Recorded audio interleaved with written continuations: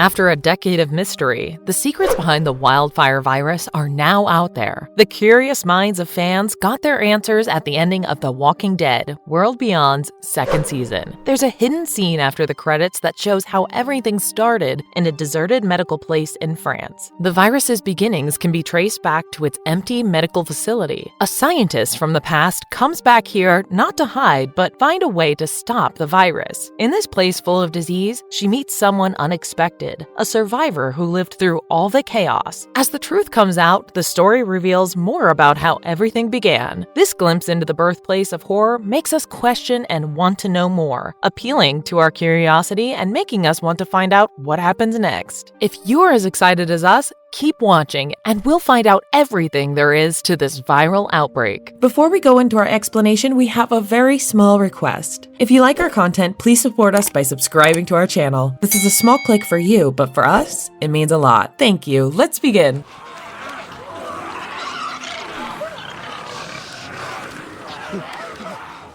What is the virus about? This is a tale that's as infectious as the wildfire virus itself. A lab called La Biomedicine DDMI, a fancy name for a place that cooked up trouble. You've got teams like Violet and Primrose in this bizarre horror recipe. These aren't your average kitchen teams, mind you. They're the mad scientists behind the scenes of the TWD zombie origins. The Primrose team had been doing some international jet setting, landing in the good old US of A just before the whole undead circus kicked off. It's like they spread the zompocalypse souvenirs far and wide. So sure, France might have been ground zero, but it turns out this worldwide disaster was a team effort. Enter the wildfire virus, the life of the undead party, a contagious virus that transforms folks into zombies faster than you can say brains. The Center for Disease Control stumbled upon this monstrous mess on April 15th, 2010. Then, like a zombie on a caffeine rush, the virus jet-setted globally, earning its pandemic badge on August 25th, 2010.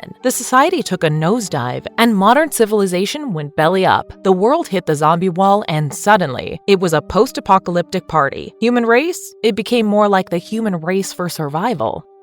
Looking at the specs, wildfire, the virus that makes the undead dance. This thing is a sneaky airborne troublemaker, spreading like gossip at a high school. We're talking about a 99.9% infection rate. So here's the deal. This virus sets up camp in your bloodstream and throws a wild party in your nervous system. It's all chill until you bite the dust or a virus agent decides to crash your bloodstream. Once you're a goner, the virus gets active. Your bodily fluids become viral hotspots, especially the blood and saliva. And guess what? Those fluids are contagious, and they're spreading the undead love. Ever wondered how zombies turn people into their lunch? It's a biting, scratching, open wound contaminating extravaganza. Once the active agent from those zombified fluids gets into its host, it's brain invasion time. Think of it as a rogue meningitis. This thing goes for the adrenal glands next, causing a hemorrhage that's a one-way ticket to shut down town. Brain, organs, lights out. And hey, don't expect any miraculous recoveries. Once that active agent takes a toll, it's like a red carpet for death. We're talking near 100% mortality rate. The countdown clock starts ticking once you get infected, and it's a race against the Reaper. The timer's thrown off by factors like infection sites, zombie age, and blood loss. Long story short, wildfire isn't here to play nice. It's a 48-hour party crasher, turning the healthiest of folks into the Walking Dead.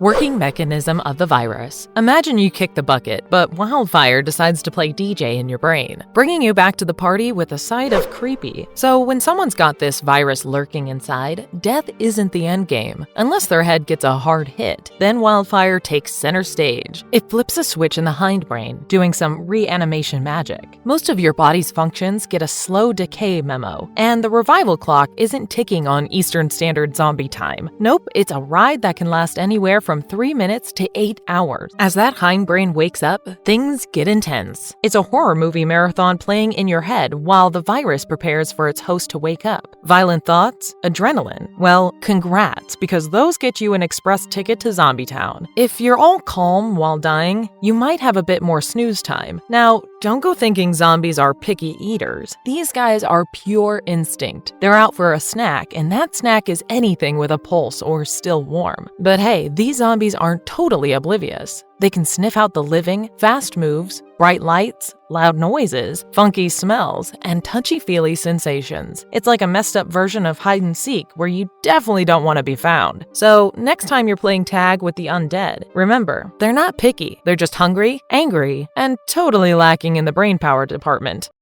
Different types of wildfire virus. They're like the Avengers of the zombie world, each with their own deadly upgrade. We've got a buffet of wildfire variants, and some of them are like supercharged zombies. Why? Well, we're not entirely sure what kicks off the Olympic-level mutation parade, but it's a game changer. Take the French variant, for instance. They've got a turbo boost in speed, agility, strength, you name it. They're like the zombies that hit the gym, aced their IQ test, and then went on to rampage. We're talking wall climbers, door openers, and even object interactors. Survivor slang? They're the climbers. Then there are the roamers. These guys give a nod to their past lives, recognizing people, places, and things. It's like they're a zombie nostalgia trip. And don't even get me started on the lurkers. These guys are the zombie version of stealth mode. They're dormant until something sets off their alarm bells, and then it's game on. Now, let's rewind to the outbreak. Those French scientists at La Biomedicine, DDMI, were cooking up some wild experiments, and they accidentally whipped up a new variant. Imagine playing mad scientist with cardiac plaques and steroidal therapies to mess with the circulatory system. Their goal? Short-circuit the brain or maybe throw a curveball at reanimation. Well, they succeeded, and boy, did they create a monster. The new variant? It's like the Flash and Hulk rolled into one. Resurrection time, less than a minute, while the regular wildfire virus takes a casual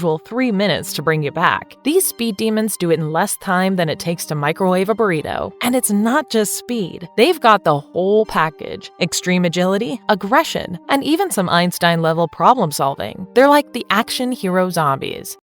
Can the wildfire virus be prevented? When someone bites the dust, quick action is the name of the game. That brain needs a skull piercing. Either get inside or bust it open to bits, and I mean extreme head trauma. That's the only way to guarantee that the zombies stay down for good. No second chances. But here's a wild card. Want to play it safe? Try some DIY zombie zen. Snip off their teeth and arms, and you might just get a docile undead buddy. Now, let's just say you're in a jam, surrounded by those flesh-craving fiends. Camouflage is your ticket to escape. And we're not talking about G.I. Joe face paint. The ultimate disguise? Zombie chic. Slap on some tanned and leathered zombie skin and you'll be the life, or the afterlife, of the undead party. Smell like them, move like them, and you might just slip under their radar. But hey, you've got options. Drenching yourself in zombie goo can do the trick too. Just watch out for drying blood and nasty infections. Mud's another shot, though it's a bit riskier. But even in disguise, play it cool. Shuffle those feet, keep the volume low, or you'll be a zombie snack despite your crafty camouflage.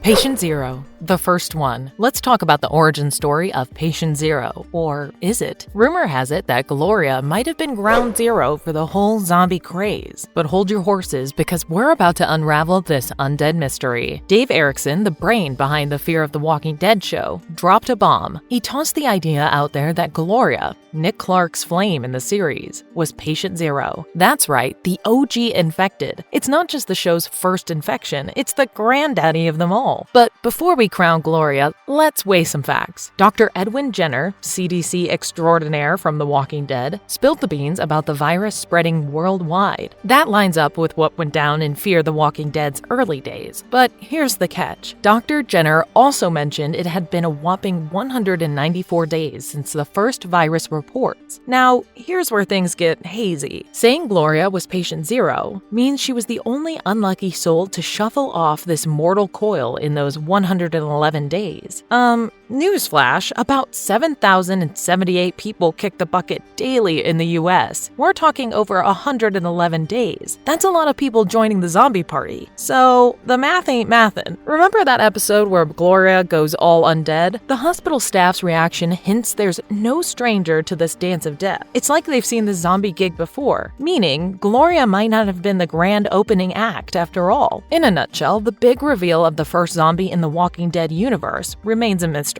Gloria's claim to fame might not be as clear-cut as we thought. There's a good chance others got the undead memo before she did, possibly even before the Los Angeles fiasco. So fellas, keep your brains sharp. The zombie origins might be more tangled than you think.